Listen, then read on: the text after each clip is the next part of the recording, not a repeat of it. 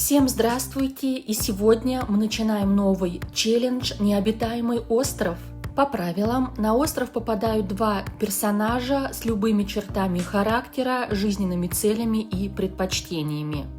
Челлендж считается завершенным, когда на острове будет 7 персонажей с 3 прокачанными навыками – рыбалка, фитнес и садоводство. И только все вместе они смогут смастерить корабль, чтобы уплыть с этого острова.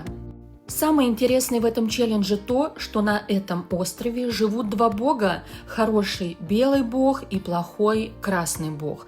И ежедневно в 8 утра на остров будет посылаться испытание. И несмотря на то, что у нас первый день, мы сразу же бросаем кубик «Воля богов». Теплый ветер принес на ваш остров семена редких растений. Не иначе это воля белого бога. Установите на острове любой новый генератор семян, камней, бабочек. Нельзя доставать генератор цветка смерти. Так, а я не понимаю, что это такое. Генератор семян. Так, я посмотрела на сайте, и там это задание сформулировано немножко по-другому. Там написано: приобретите 2 пакета семян из разряда редких или необычных растений по желанию. Так, 2 пакетика. Пойдемте смотреть. Ну, что я вам хочу сказать? Нам выпало очень хорошее задание от белого бога, но если бы оно выпало хотя бы на второй наш день, то, может быть, я бы его и могла исполнить. А сейчас не могу, потому что, во-первых, у нас нет денег, а по правилам мы сюда попадаем без денег, поэтому я у них все деньги удалила. И еще, чтобы купить эти семена, нам нужен навык садоводства, которого у нас нет. Поэтому это было хорошее задание. Белый бог нам в первый день хотел помочь, но мы его выполнить сейчас не сможем. И давайте я вас познакомлю с участниками этого челленджа. Правда, сложно их, конечно, назвать участниками. И вот эту вот девочку я создавала в предыдущем видео. Если не посмотрели, то в конце оставлю ссылку на него. Назвала я ее Асель. И она у нас лентяйка, ее ничего не интересует. Ей просто хочется богатого мужа, чтобы он ее содержал. Она ходила по ресторанам, по салонам красоты и, в общем, жила свою лучшую жизнь. Как раз для поиска богатого мужа она летела на курорт, но волею случая она оказалась одной из выживших на необитаемом острове. По навыкам оба персонажа пустые, у них нет никаких навыков, в багаже у них тоже ничего нет и денег нет. При этом я ей, смотрите, поставила черты характера дитя острова, она влюбчивая и гурман, да? Ну как же, такая девочка должна быть гурманом, она любит хорошо поесть, ну и любит денежки, это тоже ожидаемо. И по моим планам, первое время она у нас будет, знаете, такой обузой на острове, так как она делать не то, что она ничего не умеет, она не хочет, потому что даже по предпочтениям я ей поставила, что ей нравятся светские беседы, комплименты, чтобы ее хвалили, при этом ей нравятся трудолюбивые персонажи, чтобы вот они там работали, зарабатывали больше денег, но при этом ей не нравится бедность, ей не нравится спорт, ей не нравятся люди, которые ведут здоровый образ жизни, потому что она считает, что все это можно достичь с помощью денег, и не нужно себя изнурять тренировками, правильным питанием, ну и все вот в этом духе. Поэтому она пока вот здесь у нас ходит по острову, осматривается и не до конца осознает, что же произошло и что ей делать дальше. А второй участник уже у нас в океане, хотя он никогда в своей жизни не видел воды, но он не испугался и сразу же научился плавать. А вы сейчас будете в шоке, кто же у нас оказался здесь на острове. У нас на острове Иджун. Вот такой вот сюрприз. Я у него убрала все навыки, фитнес он тут вот начал прокачивать уже в воде, и отношения у него тоже все исчезли. Скорее всего, он получил большое сотрясение мозга и потерял память. Но по факту это я его просто переселила в другое сохранение, поэтому все связи потерялись. Так, а в багаже, смотрите, у него 4 пачки семян, потому что правилами нам разрешено как раз только 4 пачки семян и 1 куст. Поэтому куст вот у нас тоже есть, я его спрятала вот тут в зарослях диких растений. А Иджун у меня опять в воде, он научился плавать, не знаю как, видимо, это у него было заложено на генетическом уровне. И те, кто с ним не знаком, я вам покажу, что по чертам характера он у нас одиночка и он у нас идеалист, то есть такой принципиальный парень. Из челленджа «Апокалипсис» он выехал подростком, поэтому вот совсем недавно он отпраздновал свое день рождения, уже за пределами апокалипсиса, и ему выпала черта характера ревнивый. Вот так сложилось. А жизненной целью ему выпало душевное равновесие. И мне кажется, ему это очень подходит. А так как в апокалипсисе мы закрыли карьеру ботаника и начали развивать садоводство, то будем считать, что вот эти семена Иджуну дала мама, когда он уезжал из дома. Мама, знаете, она такая все предусмотрела и сказала ему: так, Иджун, вот возьми с собой семена, потому что в любое голодное время, если что-то случится, ты их можешь посадить и хотя бы вырастить себе какие-то овощи для пропитания. Мама о нем позаботился. А ему, смотрите, ему нравится дождь. Так, я тогда сейчас поставлю на паузу, прям на секундочку, посмотрю, что же нам досталось из семян, и разложу вот фрукты, овощи. Мне нужно найти то, что растет зимой, и чтобы они сразу это посадили. Первое время у меня всем будет заведовать Иджун, потому что Асель пока не верит в происходящее и не понимает, зачем здесь нужно что-то выращивать, если их скоро спасут. И смотрите, он сам пошел к ней поболтать, хотя он одиночка, а он первый пошел с ней поздороваться.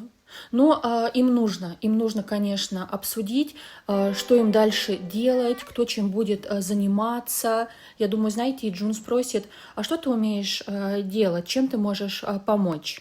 Но, так как я вам рассказывала, что эта девочка очень, как ее правильно назвать, пафосная такая, да, и она позиционирует себя, что она ничего делать не должна, она скажет: нет, зачем здесь что-то сажать, давай просто немного подождем, и нас скоро спасут. Да, Асель, я же все правильно говорю. Зачем торопиться? Нужно всего лишь чуть-чуть подождать, и все решится. Да, вот видите, она просто стоит и ни о чем не беспокоится. А Иджун сразу понял, что здесь будет не так и просто, поэтому он сразу начал сажать растения. И он сажает и думает, что вот когда эта девушка осознает, что же с ними произошло, то тогда я ее вот научу садоводству, потому что, как мы понимаем, они здесь надолго. Просто Асель пока этого еще не осознала. И у нас там вот плавают люди, но мы по правилам не можем ни с кем общаться, поэтому будем считать, что это просто миражи. И основную часть своего времени здесь Иджун будет проводить за выращиванием вот овощей, фруктов. И это не только для еды, а еще для того, что все предметы, которые у нас появятся на острове, мы будем крафтить самостоятельно вот как раз из того, что у нас выросло или что мы нашли. Для этого нам нужны будут кусты, деревья, цветы, ракушки, овощи. Поэтому чем больше и разнообразней будет наш сад-огород, тем больше предметов мы можем создать. Асель такая: ой, какой ты молодец, как ты можешь управляться с растениями, я вот так не умею. И вы посмотрите, как она стоит. Вот, у нее весь ее внешний вид показывает, что ты молодец. Она его всячески поддерживает, но сама ничего не делает. И я ей тоже никаких действий не даю, но она и сама ничего не делает. Она вот просто стоит и наблюдает. И пока ей все нравится. Ей пока все нравится, но это потому, что она все еще не верит, что они здесь могут застрять на много-много дней. А Иджун продолжает сажать по правилам. У нас на острове стоит испытание «Жизнь без удобств» и «Простая жизнь», чтобы они готовили только из того, что вот сами вырастят или добудут. Но, как я говорила, каждый предмет должен крафтиться самостоятельно. И, например, вот чтобы сделать гриль, им нужно 5 деталей и 1 куст. Но так как деталей у нас нет и появятся они у нас не скоро, поэтому у нас есть только шанс это самостоятельно соорудить костер. А для него нужно вот 5 ракушек или 5 камней и 1 куст. Но у нас даже ракушек пока еще нет. Поэтому питаться им придется тем, что вырастили они сами. И Джун это прекрасно понимает и занимается вот огородом. И сейчас попробуем сходить в туалет, потому что нам уже пора. Единственное, когда писались эти правила, еще не было допа «Волшебство природы», а с этим новым допом у нас есть возможность ходить в туалет в любом месте. Но раз по правилам мы должны на участке поставить куст, то я полагаю, что мы должны ходить именно в этот куст, так как от него будут плохие мудлеты.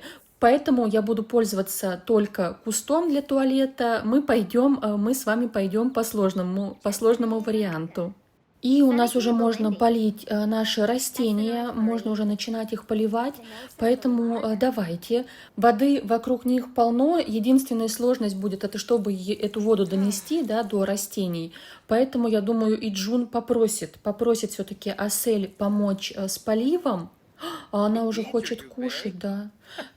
Вот, как раз Иджун скажет: так, Асель, ты вот помоги мне полить, может быть, у нас что-то вырастет, и как раз сможем покушать. Иначе у нас не будет еды. И вы знаете, наша дама, она же хотела поесть, голод становится все сильнее. Плюс ей не понравился куст, в который она ходила в туалет, так как ранее там был Иджун. И из-за этого она в расстройстве, поэтому Иджун отправился у меня на поиск. И тоже скажу, что у нас с новым дополнением пришло собирательство, но я им не буду пользоваться, потому что, мне кажется, там вещи попадаются лучше. И это будет как такое небольшое читерство, поэтому я буду использовать вот опцию «Собирать мусор на пляже». А у нас тут, несмотря на дождь, очень красивый закат, и это моя мечта, знаете, это моя мечта, чтобы моя семейка из апокалипсиса выехала в отпуск и наслаждалась таким красивым закатом. Так, а у нас тут что? У нас тут Иджун в дискомфорте, потому что дождь, да, но ему спрятаться негде, поесть нам тоже нечего, поэтому нужно продолжать искать что-нибудь на пляже. И я думаю, он опять уговорит Асель, чтобы она ему тоже помогала и что-нибудь поискала, потому что у него вот с поиском, да, у него очень плохо. Если с садоводством у него хорошо, то вот в поиске он пока что ничего интересного не может найти. А Асель, знаете, Асель сначала не поверит, что им действительно нужно что-то искать для пропитания. Но вот когда на острове стало темнеть, солнце стало садиться, а голод стал все сильнее и сильнее, она осознала, что им придется сегодня ночевать здесь. Ей это все не нравится, ей, конечно, это все не нравится, но так как за целый день она ничего не поела, а покушать она любит, то она решила все-таки помочь Иджуну и тоже что-нибудь поискать. А Иджун у меня опять пошел общаться с Асель, а он у меня одиночка. Но на острове он раскрывается по-новому. И я, знаете, я даже не ожидала от него такого. Это, видимо, потому что у него вот он потерял память, и он, видимо, забыл, что он одиночка. Но прежде чем разговаривать, давайте поищите еще что-нибудь съедобное. Торт! Асель нашла торт. Я не знаю, как это вписать в лор челленджа, но мы нашли еду.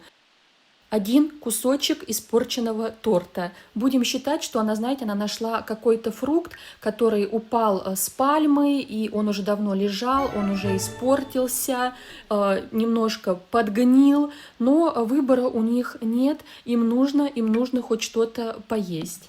Поэтому сейчас вот она откусит пару кусочков, и я надеюсь, что она поделится с Иджуном, потому что он же сегодня целый день о ней заботился. Я думаю, она должна с ним поделиться, так как Иджун ничего до сих пор не нашел.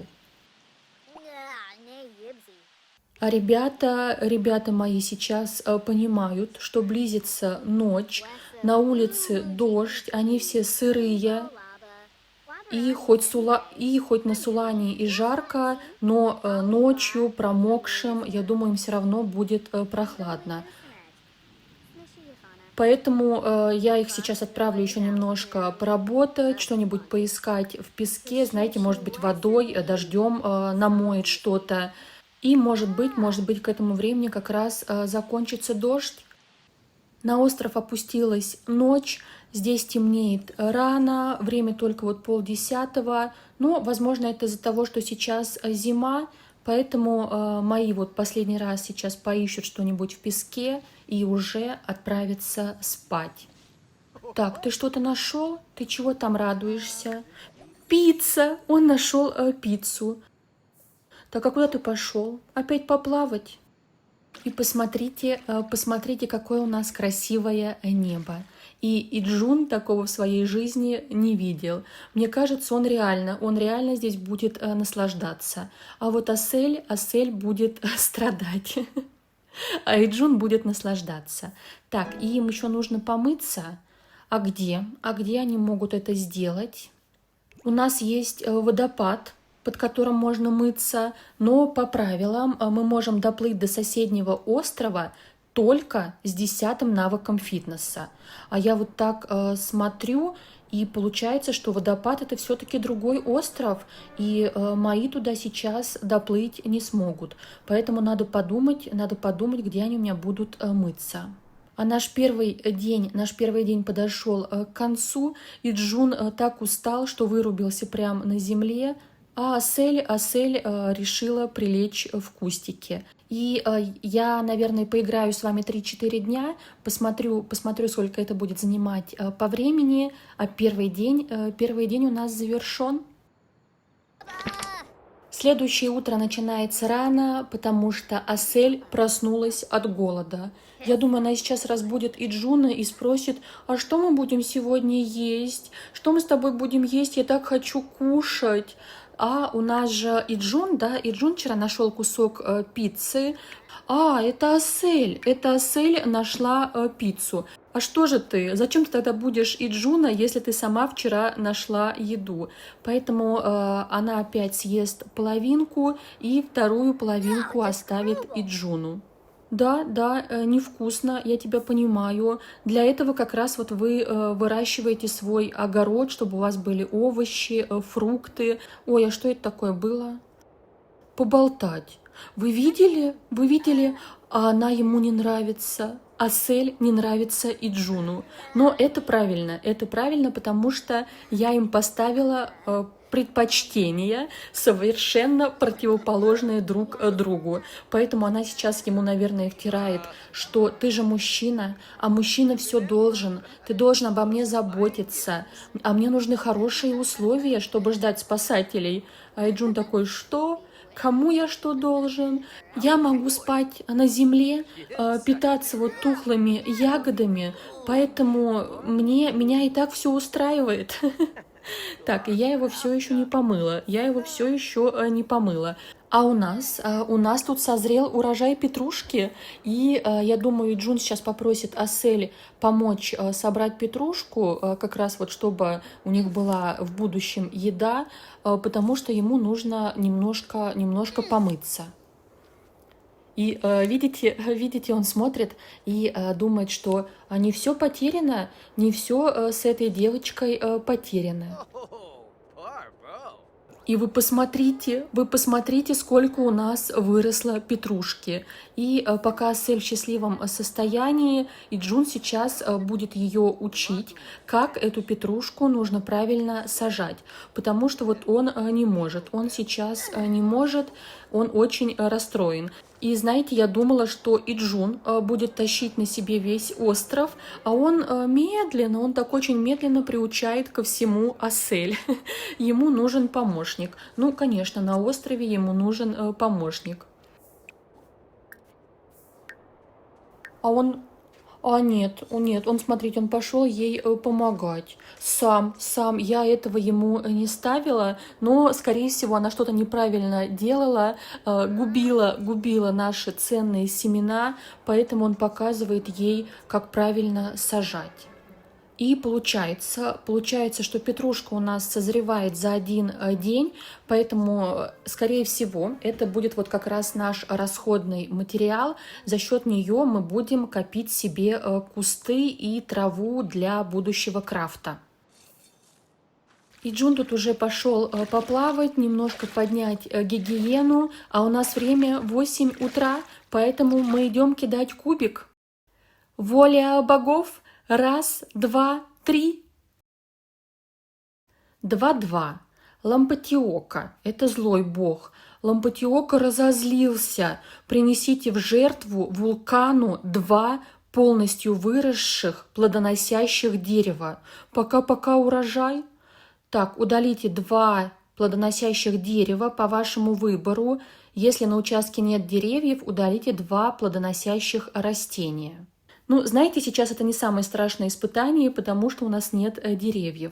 Из растений у нас плодоносит сейчас только петрушка, поэтому что? Поэтому мы удалим тогда ее. Ой, а какая же это петрушка-то? Это шпинат. А почему я ее называю петрушка, если это шпинат? Так, давайте удаляем 1, 2. И... Кстати, что вы думаете по поводу денег? Я же эти растения удаляю, я их не продаю, поэтому, наверное, мы не должны получить с этого деньги, да? Тогда я деньги сейчас тоже удалю. Мне кажется, это будет более правильно. Я не ожидала от Асель такого усердия, но у нее дискомфорт, она хочет в туалет, но она занимается нашим садом-огородом. Так, а мой дружочек поплавал, заработал мудлет расслабляющего плавания. Ему очень хорошо, он снял стресс, поэтому мы сейчас с ним тоже пойдем заниматься нашим огородом. И смотрите, что я вспомнила. Мы же можем помыться в воде благодаря, опять же, допу «Волшебство природы». В правилах об этом ничего нет, так как это новое дополнение.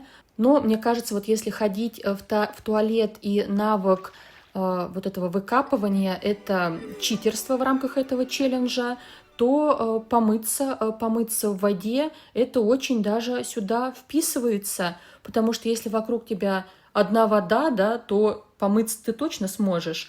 Конечно, это без шампуня, без всего, но под водопадом там тоже нет шампуня. Поэтому напишите свое мнение, оставляем ли опцию из допа «Волшебство природы», вот есть живую рыбу и мыться в воде. Или все-таки для усложнения челленджа не будем этим пользоваться. Но пока мне кажется, что это сюда хорошо вписывается. У нас тут началась жара, солнце палит, время 1 дня, как раз самая жаркая пора, а мои опять голодные, поэтому я отправила Асель искать мусор на пляже, так как у нее это, как оказалось, лучше всего получается. А и Джуна отправила помыться. И я еще раз проверила, что мы сможем из предметов сделать в ближайшее время, и мы ничего не можем. Нам нужно как-то найти ракушки, ловить больше рыбы и найти семена цветов. Поэтому сейчас вот вначале они попробуют найти себе хоть какую-то еду, а позже я отправлю вот кого ловить рыбу, а кто-то у меня останется искать ракушки на пляже. У Асель тут все плохо. Она покопалась в песке, ее укусил крабик, и она недовольная. А у Иджуна, наоборот, он сходил помыться, он побыл в одиночестве, Асель его там не доставала, и у него, видите, у него мудлетик наслаждение одиночеством, величие океана. Ему здесь, ему здесь все нравится. Поэтому вот он даже смог смастерить удочку и пошел пробовать поймать рыбку. И Джун у меня молодец, он наловил рыбки, и вот я его уже позвала ее попробовать, и тут видите такой кадр, и Асель такая: что, рыба? Ты что, поймал рыбу? Поэтому вот сейчас сначала и Джун попробует откусить сырую рыбку, да, он парень, он проверяет все на себе. Так, съел. И вроде бы ничего, да. И еще рыбку одну даст Асель. Он ей скажет: смотри, я добытчик, смотри, какую большую рыбу я поймал. Будешь пробовать? Ой, а у нее есть испорченный бутерброд, а я его не заметила. Но она тоже съела. Зато пока она ела, и Джун занял спальное место. Молодец, парень у меня молодец, он не ведется на то, что она девушка. А Асель тут уже в ночи пошла плавать. Так, ты же хорошо плаваешь? А то я за тебя переживаю. У меня и Джун спит, спасать тебя будет некому. Так, ну ладно, пусть она чуть-чуть поплавает, а я за ней присмотрю, потому что на острове уже темно. А мы начинаем новый день. Мои просыпались ночью, они проснулись от голода, поэтому съели вот тот бутерброд, который был у Асель, поделили его пополам. И с самого утра и Джун занимается садоводством, а Асель ушла мыться. А у нас уже 8 утра, и мы идем кидать кубик. Воля богов! Игрок. Это белый бог. Это хорошее задание. Ох, ничего себе! Волна выбросила на берег странные коробки. Что же в них окажется?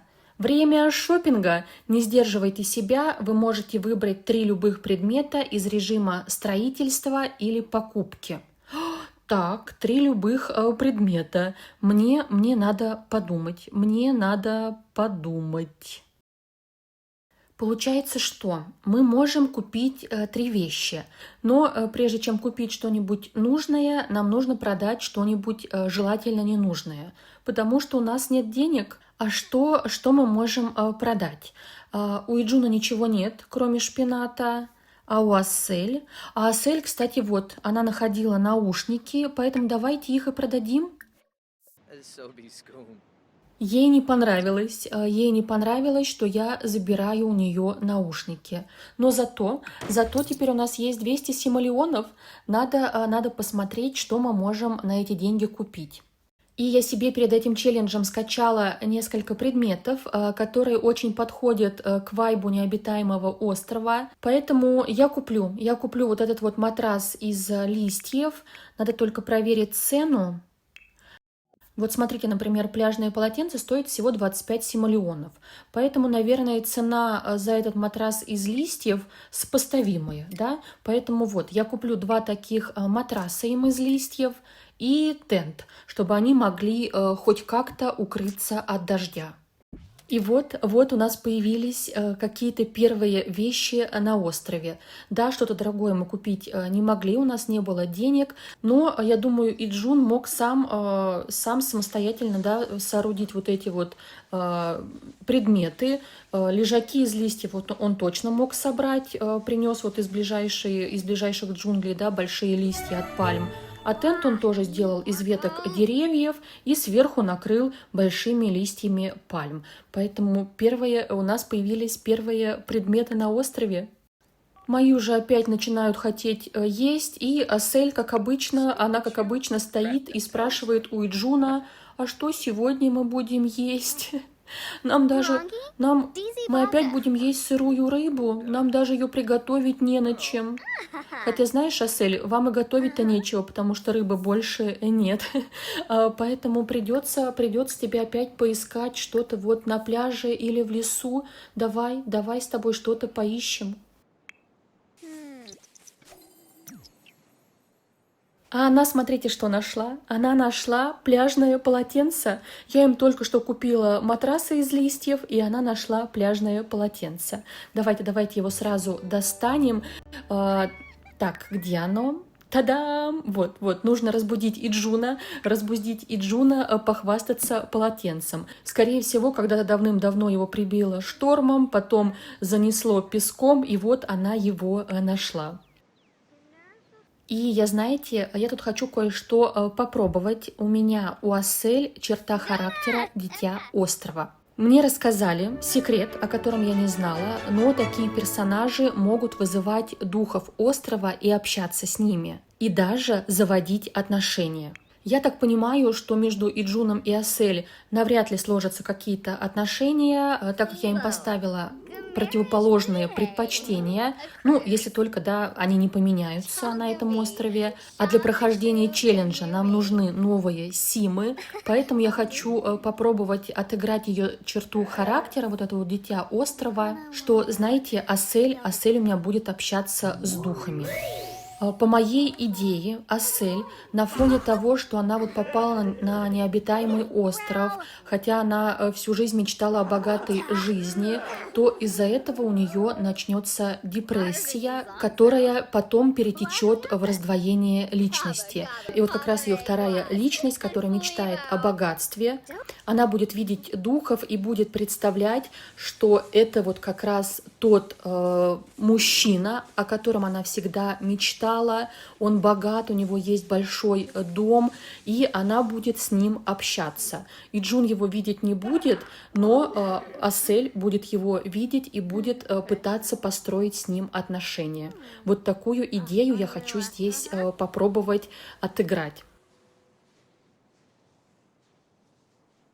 Это кадр. Я думала, что у меня Иджун ловит рыбу, а он загорает. Он увидел это полотенце, обрадовался и теперь на нем кайфует. Знаете, он один, ему хорошо, рядом океан, который он полюбил, и ему больше ничего не нужно. Но извини, Иджун, но тебе нужно половить рыбы, иначе мой челлендж очень быстро закончится.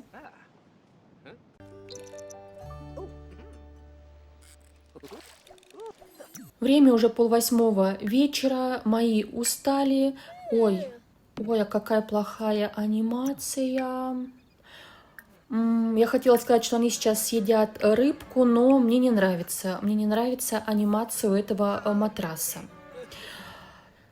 Поэтому, возможно, я его удалю. Поэтому вот, они перед сном съедят рыбку. От рыбки у них очень мало утоляется голод, но хотя бы так, чтобы они смогли уснуть и дожить до завтрашнего утра. И вот так у нас заканчивается 3-й день. Я на этом, наверное, закончу этот эпизод. Напишите, как вам серия, понравилась вам или нет. Может быть, вам чего-то здесь не хватает, нужно что-то добавить. В общем, я открыта к предложениям и от этого уже буду отталкиваться, как снимать следующую серию. Спасибо вам, что зашли посмотреть, и до скорой встречи!